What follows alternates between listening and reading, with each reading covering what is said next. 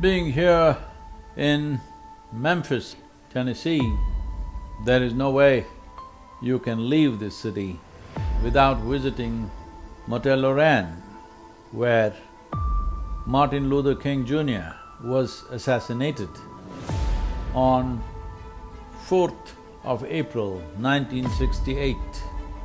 He was shot and killed on the balcony of the Lorraine Motel.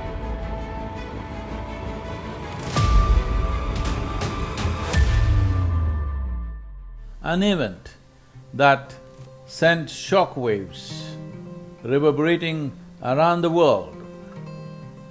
A Baptist minister and founder of Southern Christian Leadership Conference, Dr. King had led the civil rights movement since mid-50s. Using a combination of impassioned speeches and non-violent protests to fight segregation and achieve significant civil rights for African American people. Martin Luther King Jr., hugely inspired by Mahatma Gandhi's freedom movement in India, which was fought with the tools of non-violence, of non-cooperation, the tools of non-violent movement, the outpouring of anger and anguish and angst among the black Americans, as well as a period of national mourning that helped speed the way for an equal housing bill that would be the last significant legislative achievement of the civil rights era. The significance of Dr. King cannot be overstated because today America stands as a proud democracy among the Committee of Nations only because of the civil rights movement. Without equal rights for all human beings living in this country, this nation would not have been able to rise itself to a leadership position in the world. Civil rights movement, a key development in the evolution of the nation towards becoming a world leader. Dr. King, Martin Luther King, of the many things that he was, the most important thing is his commitment to the people. And when he saw that many black Americans were getting impatient and angry with him because they wanted to take to more confrontational mode of protests, like violent protests or armed conflict. But the wisdom behind Dr. King's non-violence is very important, as it was with Mahatma Gandhi. It is not that Mahatma Gandhi would not have chosen some other form of doing or some other form of conducting the freedom movement if he saw that possibility. He knew the forces of oppression held such power in terms of armament, how they were armed and how they were organized, that if you went for armed conflict, there would be a slaughter and innocent people would die. And once you stand up with a gun, the other person gets all the rights to commit atrocities upon you because now you're carrying a gun. So, it was profound wisdom within Mahatma Gandhi's understanding of politics, the Indian people, the culture, where it is not a militant culture, very docile culture. He saw that non-violence could become a tremendous weapon in the armory of freedom struggle. So, that further enhanced the value of non-violent mode of fighting for India's freedom, and that was replicated here in America by Dr. King and replicated by Nelson Mandela in South Africa.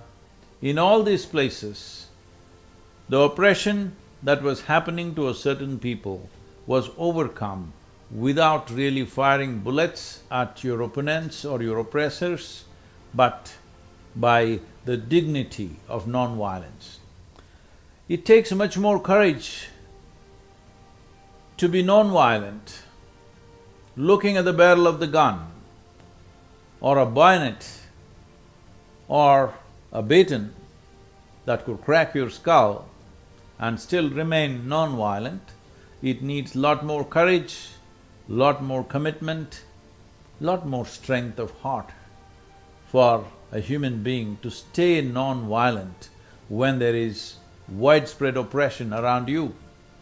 And the oppression is not of one day, it has continued for generations.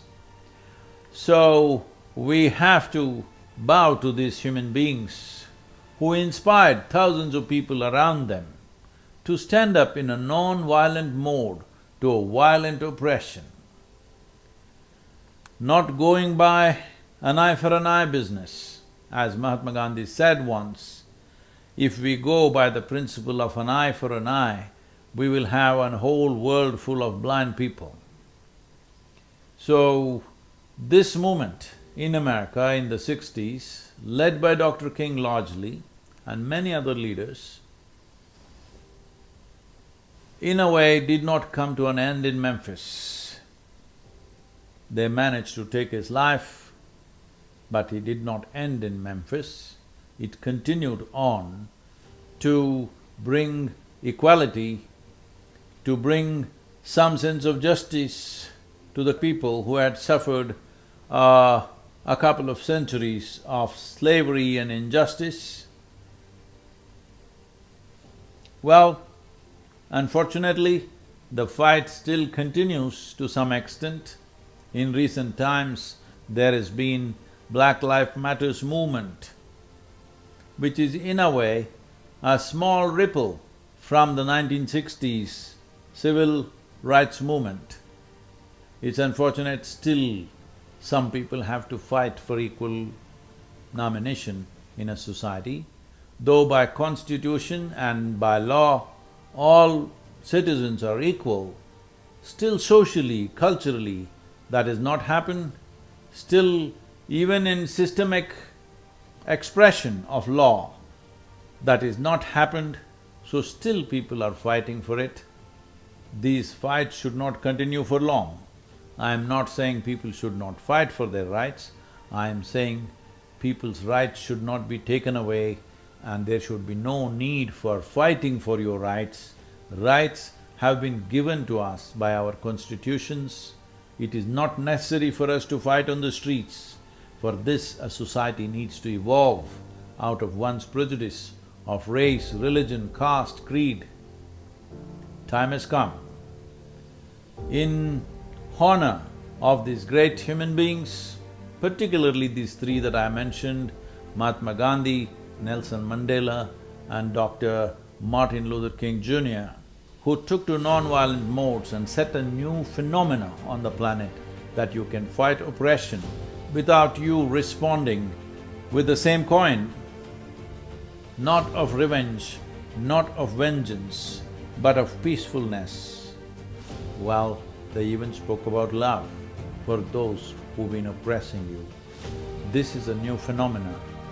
This is the way forward for all democratic societies, that in case in our societies it so happens there is oppression, certain class of people, based on whatever discriminations that we have invented in our minds, if it happens, there is a way to fight without fighting, to fight without spilling blood on the street, to fight without taking other people's lives. There is a way to fight in a democratic society.